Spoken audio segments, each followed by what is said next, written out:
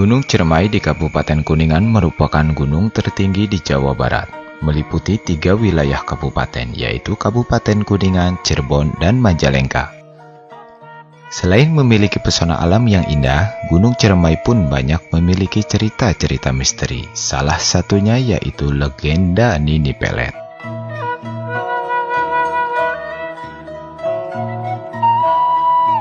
Dari cerita yang berkembang secara turun-temurun di wilayah Kuningan, Nini Pelet dulunya seorang manusia biasa yang tinggal di sekitaran Gunung Ciremai. Ia seorang perempuan yang sangat cantik, namun selain kecantikan yang ia miliki, Nini Pelet pun seorang perempuan yang menguasai ilmu kanuragan dari aliran hitam. Nini Pelet mempunyai ambisi yang sangat kuat dan watak yang keras, sehingga ia mempunyai keinginan menjadi seorang penguasa dengan menjadi istri dari para petinggi pada saat itu.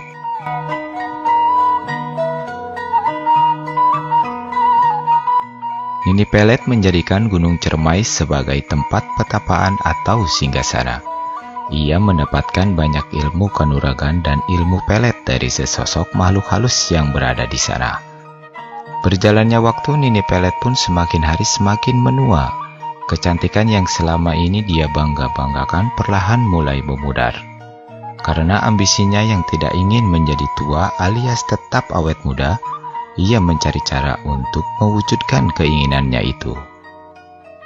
Sampai satu ketika, ia mendapatkan bisikan bahwa ia harus menyempurnakan ilmunya dengan menggabungkan dari salah satu ilmu yang terdapat dalam kitab mantra asmara. Salah satu ajian dari kitab mantra asmara yang dicari oleh Nini Pelet yaitu ajian jaran goyang. Kitab ini diciptakan oleh pendekar sakti bernama Ki Buyut Manguntapa, seorang ulama utusan dari Cirebon yang berasal dari Indramayu.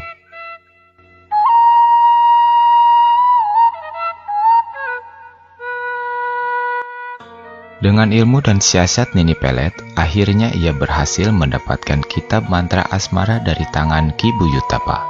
Setelah ia mempelajari ajian jaran goyang dan berhasil menguasai ilmu tersebut, ia menggabungkan ajian jaran goyang dengan ilmu hitam yang ia miliki, dengan maksud menyempurnakan keilmuan yang ia kuasai, dan akhirnya Nini Pelet pun berhasil menjadikan ajian jaran goyang menjadi ilmu pelet yang sangat hebat.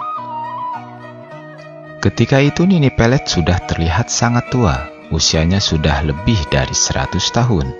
Namun setelah membaca ajian jaran goyang, ia bisa berubah bentuk seketika menjadi terlihat sangat muda dan menarik, layaknya seorang gadis. Banyak pria muda kepincut kepadanya, padahal pria-pria itu hanya sebagai tumbal kecantikannya saja. Setelah Nini Pelet puas mempermainkannya, mereka dihabisi.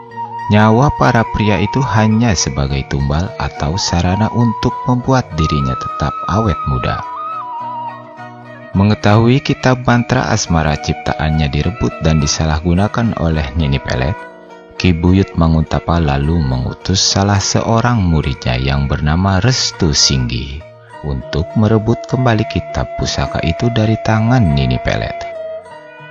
Tapi sebelumnya, Restu Singgi telah dibekali banyak ilmu kanuragan dan pusaka sakti oleh Ki Buyut Manguntapa, mengingat untuk menghadapi Nini Pelet tidaklah mudah.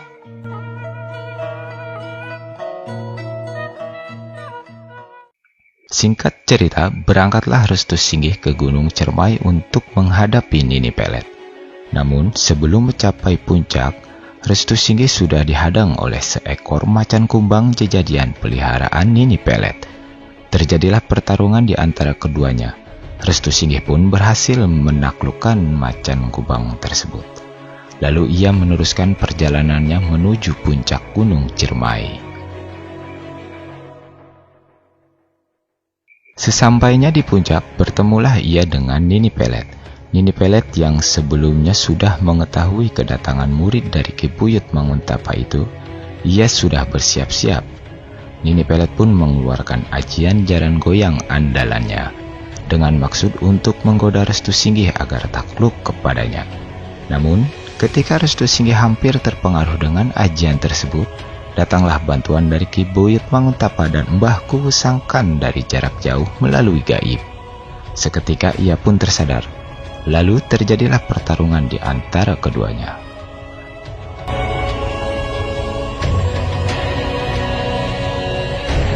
Pertempuran itu pun berlangsung sangat dahsyat. Keduanya saling mengeluarkan ilmu-ilmu kanuragan yang dimiliki. Restu Singgih kerepotan menghadapi dan mencari kelemahan dari Nini Pelet yang memiliki ilmu kanuragan yang sangat tinggi.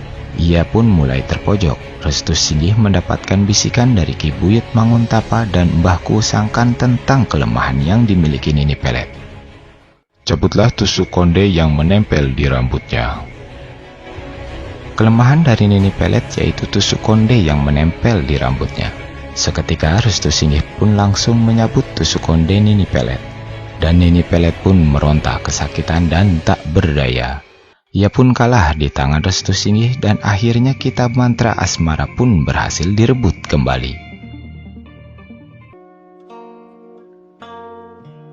Namun kesaktian Nini Pelet dengan ajian jaran goyangnya tetap melekat pada dirinya. Karena itulah ilmu ajian jaran goyang akhirnya terbagi menjadi dua golongan. Golongan hitam berasal dari Nini Pelet dan golongan putih bersumber dari ajaran Ki Buyut Manguntapa.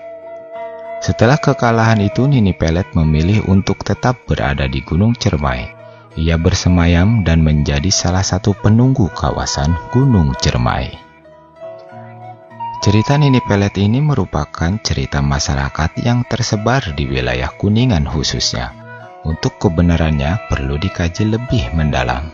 Namun hingga saat ini, banyak mitos yang mengaitkan keberadaan Nini Pelet di kawasan Gunung Cermai. Bahkan ada beberapa dan banyak orang yang tertarik dan berminat untuk mencari dan mempelajari ilmu pelet ajian jarang goyang Nini Pelet dengan mendatangi dan bertapa di Gunung Cermai.